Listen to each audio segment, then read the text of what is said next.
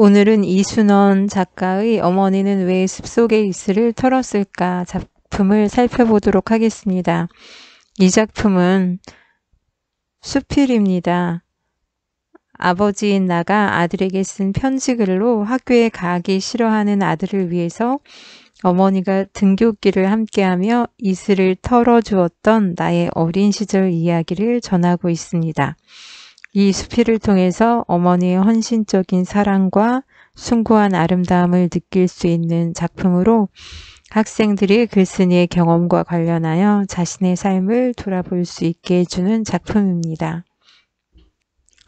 그래서 먼저 수필에 대해서 살펴보고 편지 글은 어떤 특징을 가지고 있는지 확인한 후에 오늘은 중간 첫 번째 부분까지 살펴보도록 하겠습니다. 수필은 지난번에도 한번 살펴본 것 같은데요. 다시 한번 확인하고 갑니다. 수필이란 글쓴이가 일상생활의 경험에서 얻은 생각과 느낌을 특정한 형식에 얽매이지 않고 자유롭게 쓴 산문문학입니다. 우리가 보고 듣고 느낀 것을 자유로운 형식으로 쓴 산문문학이다 라고 생각하면 됩니다. 수필의 특성 다시 한번 살펴봅니다. 자유로운 형식. 형식이 자유로워서 무형식의 형식이다. 북가는 대로 쓴 글이다 라는 말 한다고 했습니다. 형식이 정해져 있지 않고 자유롭게 쓸 수 있는 글이 수필입니다. 비전문적인 글이다 라고 했는데 누구나 쓸 수 있습니다. 자기 고백적인 글이다 라는 이야기는 글쓴이 내가 자신의 경험과 생각을 솔직하게 표현하고 있다고 생각하시면 됩니다. 개성적인 글, 문체에서 흔히 많이 드러난다고 했는데 문체 외에도 수필을 통해서 글쓴이의 가치관이나 인생관, 성격, 생활 방식 등이 드러나기 때문에 수필을 통해서 글쓴이의 개성을 엿볼 수 있다라고 생각하시면 됩니다. 교훈적인 글이라고 해서 글쓴이가 경험한 것, 깨달은 것을 통해서 독자가 교훈을 얻을 수 있습니다. 그리고 자신의 삶을 돌아볼 수 있기 때문에 수필은 약간 교훈적이다라는 말을 많이 사용합니다. 신변잡기적이다라고 한다면 우리 생활 주변에서 일어나는 것들을 소재로 해서 글을 쓴다라고 생각하면 되고, 소재에 제한이 없다라는 말은 모든 것이 소재가 될 수 있다라고 생각하시면 되겠습니다. 수필의 종류에는 크게 경수필과 중수필로 나누어 볼 수 있습니다. 경수필은 내용이 가벼운 수필, 그래서 글쓴이가 일상생활에서 경험한 내용과 그에 대한 느낌을 가볍게 표현한 수필을 경수필이라고 하고, 흔히 개인적인 경험이나 생각이 소재가 되는 경우가 많습니다. 성격은 개인적인 경험이나 생각을 가지고 쓰기 때문에 감정적이라거나 주관적, 개인적이고 고백적이고 체험적이고 신변잡기적인 일반적인 수필이 가지고 있는 성격들을 가지고 있습니다. 특징으로 글쓴이의 경험을 자유롭게 쓰고 문체가 가볍고 부드러운 경우가 많고 대체로 글 속에 나가 드러나는 경우가 많습니다. 경수필의 구체적인 종류로 편지글, 일기문, 기행문, 수기, 독후감 이런 류가 다 경수필이라고 생각하면 됩니다. 중수필은 약간 사회적인 문제를 다루고 있는 무거운 내용의 수필인데요. 시사적이거나 사회 문제에 대한 글쓴이의 의견을 논리적으로 쓴 수필입니다. 그래서 가끔은 논설문하고 약간 헷갈리는 경우가 있습니다. 소재는 시사적이고 사회적인 문제, 그래서 성격도 시사적이고 사회적이고 또 객관적이고 지적이고 철학적이고 논리적인 경우가 많습니다. 특징으로 주장과 근거를 논리적으로 제시합니다. 조금 아까 논설문하고 조금 헷갈릴 수 있다고 했는데요. 간혹 주장과 근거가 드러나는 중수필의 경우는 얼핏 이거 논설문인가 라고 착각할 소지가 조금 있습니다. 문체가 무겁고 딱딱하고 대체로 나가 겉으로 드러나지 않는 경우가 많습니다. 칼럼이나 평론이 대표적인 중수필입니다.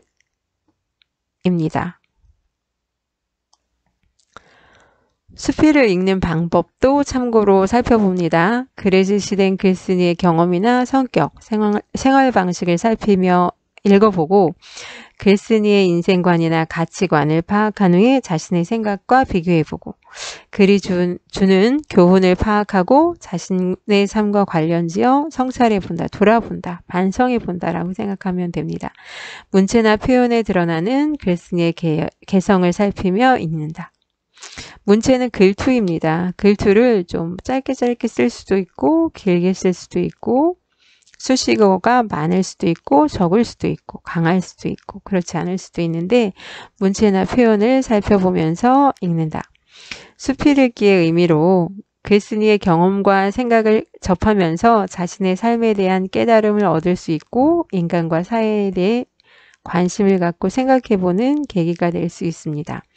글쓴이의 가치관이나 인생관을 나의 것과 비교해 보기 때문에 조금 더 내가 성장하고 발전할 수 있는 계기가 될 수 있습니다.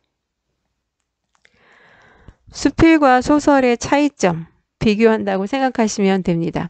비교와 대조의 방식으로 공통점과 차이점을 살펴봅니다. 우리가 지금 살펴볼 어머니는 왜 숲속의 이슬을 털었을까의 경우도 자칫하면 수필로 볼 수도 있는데 우리가 바로 앞에서 소설을 살펴보고 왔기 때문에 소설인가? 이렇게 착각할 수도 있습니다.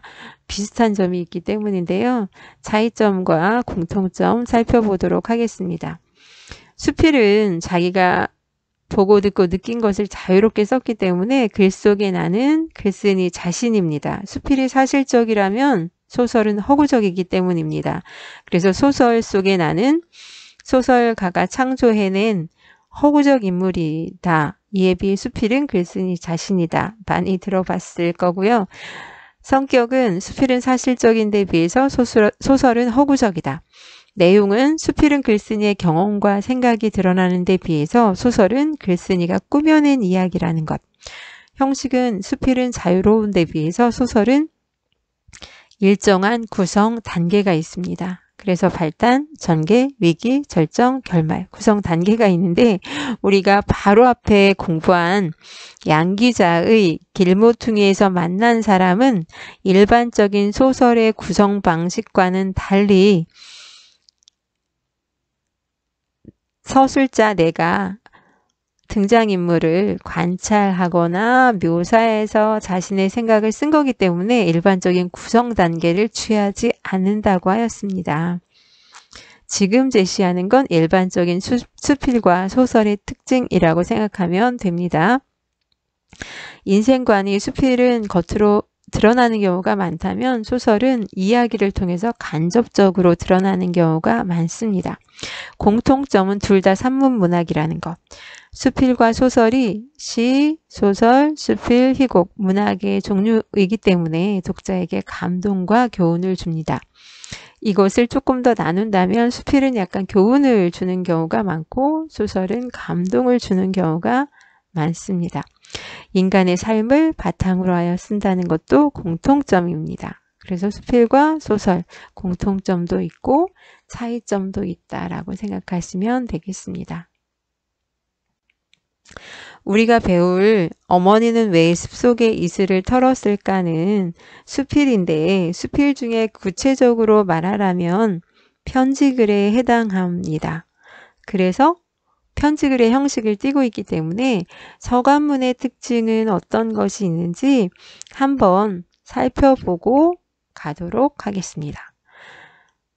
수필이란 서간문이란 되게 편지글 정해진 대상에게 친구에게 쓸 수도 있고 부모님에게 쓸 수도 있고 연인에게 쓸 수도 있고 특정 대상에게 안부나 소식, 용무를 적어 보내는 글을 편지글이라고 합니다. 그래서 특징으로 특정한 독자를 정하여 누구누구에게, 영희에게, 어머니에게, 사랑하는 누구에게 이렇게 특정한 독자를 정하여서 용건을 전하는 실용적인 글입니다. 친밀한 관계를 유지하고 발전시킬 수 있는 글로 수필의 특징, 대상에 맞는 격식과 예절을 갖추어 써야 합니다. 친구만 해도 특별히 격식과 예절 많이 갖추지 않아도 되지만 선생님이라거나 부모님에게 쓰는 경우에는 격식과 예절을 갖추어야 합니다. 기본 형식으로 서두, 첫머리에는 받는 사람, 영희에게 첫인사, 요즘 날씨가 많이 따뜻해졌는데 잘 지내고 있니? 안부 인사까지 하고 나는 잘 지내고 있어. 자기 안부를 하는 부분까지 첫머리. 사연은 내가 이 글을 쓰는 목적은 하면서 글을 쓴 구체적인 내용을 적고 마무리. 잘 지내기 바란다. 2020년 5월 10일 누구누구 씀. 이렇게 끝인사 편지를 쓴 날짜 보내는 사람. 여러분 많이 써봐서 기본 형식을 잘 알고 있을 것입니다. 그렇다면 어머니는 왜 숲속에 이슬을 털었을까? 내용을 살펴보도록 하겠습니다. 이순원 씨는 소설가입니다. 1958년에 나서 아직 활동하고 있는 작가입니다. 더 읽어보기의 내용 위에 제시되어 있는 글부터 살펴봅니다. 다음은 편지 형식으로 된 수필입니다. 아예 제시해 주었습니다. 수필이다. 편지 형식으로 되어 있다. 글쓴이의 어머니가 숲속에 이슬을 턴 까닭이 무엇일지 생각하며 감상해 보자. 아들아, 호칭 나왔어요. 아들에게 쓴 편지라는 거 드러나고 있습니다. 그래서 편지 형식으로 호칭에 해당하는 것. 이제야 너에게 하는 얘기지만 이제야 내가 아버지가 되고 너에게 하는 얘기지만 어릴 때 나의 여기도 동그라미 치셔도 됩니다. 소설 속에 나가 나오면 1인칭 시점이라고 했고 시 속에 나가 나오면 시적 화자가 겉으로 드러난다고 했는데 지금 우리가 읽고 있는 글은 수필입니다. 수필 속에 나는 글쓴이 자신입니다. 왜? 사실을 기록한 거기 때문에. 어릴 때 나는 학교 다니기 참 싫었단다. 그러니까 꼭 너만 있을 때부터 그랬던 것 같구나. 그러니까 아버지가 되어서 어린 아들에게 자기 어렸을 때 이야기를 회상하면서 쓰고 있습니다. 좀 친근감 있게 글을 쓰고 있다는 거 알 수 있습니다. 뭐뭐 했던 것 같구나. 그래서 친근감 있게 정감 있는 어투로 대화체로 글을 쓰고 있다는 거 알 수 있습니다. 여러분도 적어 놓으시면 좋습니다. 사람들은 아빠가 지금은 소설을 쓰는 사람이니까 나의 직업이 드러나고 있습니다. 작가라는 것. 저 사람은 어릴 때 참 착실하게 공부를 했겠구나 생각할지 모르지만 전혀 그렇지 않았단다. 나도 어렸을 때는 공부하는 것이 싫었다고 지금 이야기하고 있습니다. 초등학교 때부터 아빠는 가끔씩 학교를 빼먹었단다. 결석했단다. 집에서 학교까지 오리쯤. 심리가 4km니까 오리는 2km 정도 된다고 생각하시면 됩니다. 오리쯤 산길을 걸어가야 하는데 학교를 가다 말고 그냥 산에서 하루를 보내고 집으로 온 날도 있었단다. 산에서 놀다가 집으로 온 날도 있었단다. 그러다 중학교에 다니면서부터 정말 학교 다니기가 싫었단다. 학교엔 전화가 있어도 집에는 전화가 없던 시절이니까 시대적 배경 드러나고 있습니다. 학교에는 전화가 있어도 집에는 전화가 없었다. 동네에 한두 대밖에 없었던 시절. 내가 학교를 빼먹어도 집안 식구들은 아무도 그걸 몰랐단다. 집에 전화가 없으니까 학교에서 연락을 할 수 없어서 학교를 갔는지 안 갔는지 집에서는 알 수 없었다고 나와 있습니다. 학교로 가는 길 중간에 산에 올라가 아무 산소에나 가방을 놓고 앉아 멀리 대관령이 나오는 걸 보니 강원도이라는 것이 알 수 있습니다. 글쓴이의 살았던 곳이 강원도. 바라보다가 점심때가 되면 그곳에서 혼자 청승맞게 도시락을 까먹기도 했단다. 그곳은 아무 곳에나 올라간 산소나 이런 곳에서 산에서 점심을 먹었다는 것이 드러나고 있습니다. 어떤 날은 혼자서 그러고 혼자서 산에서 놀 때도 있고 또 어떤 날은 같은 마을에 친구를 꿰어서 같이 그러기도 하고 같이 그렇게 학교 안 가고 산에서 놀기도 하고 그러다 점점 대담해져서 아예 집에서부터 학교를 가지 않는 날도 있었단다. 배가 아프다, 머리가 아프다, 비가 와서 눈이 와서 오늘은 무서운 선생님 시간에 준비물을 제대로 갖추지 못해서 하는 식으로 핑계를 댔단다. 여기까지 어릴 적 학교 다니기를 싫어한 글쓴이의 모습이 드러나고 있습니다. 48쪽입니다. 처음부터 48쪽까지 학교 다니기 싫어한 모습이 지금 잘 드러나고 있습니다. 왜 그랬을까? 학교 다니기 싫어한 이유 이제 제시하겠다고. 왜 학교가 다니기 싫었을까?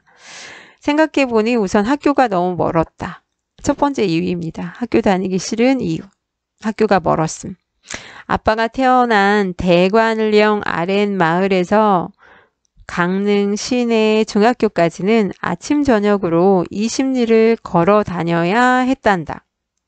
큰 산 아래의 오지 마을이라 아직 전기도 들어오지 않고 시내버스도 다니지 않던 시절의 일이란다. 대관령 아랫마을. 공간적 배경. 글쓴이가 강원도에 살았다는 거 알 수 있고요. 전기도 안 들어오고 버스도 다니지 않던 시절. 그러니까 지금 시대적 배경 드러나고 있습니다. 전기가 들어오지 않던 시절. 아주 예전. 그러나 그거야말로 핑계고 무엇보다 학교에 가도 재미가 없었단다. 학교가 멀었다는 건 핑계고 학교가 재미가 없었어. 학교 다니기 싫은 두 번째 이유 나왔습니다. 지금 내가 아들인 너에게 그 얘기를 하고 있는 거란다. 내가 학교 다니기 싫어했었을 때의 이야기, 중학교 때의 이야기. 여기까지가 처음입니다. 이 수필을 크게 처음, 중간, 끝 세 부분으로 나눈다면 지금 49쪽, 다섯째 줄까지 처음 부분. 내가 어릴 적 학교 다니기를 싫어했던 까닭에 대해서 나왔습니다. 내가 어릴 적 학교 다니기를 싫어했는데 그 이유가 지금 제시되고 있습니다. 중간 첫 번째 이야기, 오늘 중간 1까지 한다고 했습니다. 5월 어느 날이었다. 시간적 배경이기도 하고 5월 어느 날은 내부 이야기의 시작입니다. 이 수필은, 이 편지글은 특별히 외부 이야기가 있고 내부 이야기가 있습니다. 소설이라면 마치 액자식 구성처럼 외부 이야기에서는 어른이 된 내가 어린 아들에게 하는 이야기가 나오고 내부 이야기는 나의 어린 시절 이야기가 나옵니다. 그날도 나는 학교에 가기 싫다고 말했다. 왜 안 가냐고 물어 공부도 재미가 없고 학교 가는 것도 재미가 없다고 말했다. 내가 어머니에게 학교 가기 싫은 이유를 구체적으로 말하고 있는 부분입니다. 어린 아들이 학교 가기 싫다고 그러니 어머니로서도 한숨이 나왔을 것이다. 그래도 얼른 교복으로 갈아입어라. 학교 안 간다니까. 그 시절 나는 어머니에게 존댓말을 쓰지 않았다. 여러분들 중에도 엄마에게는 존댓말 쓰지 않는 사람 많잖아요. 좀 편하다고 생각해서. 어머니를 만만히 보아서가 아니라 우리 동네 아이들 모두 그랬다.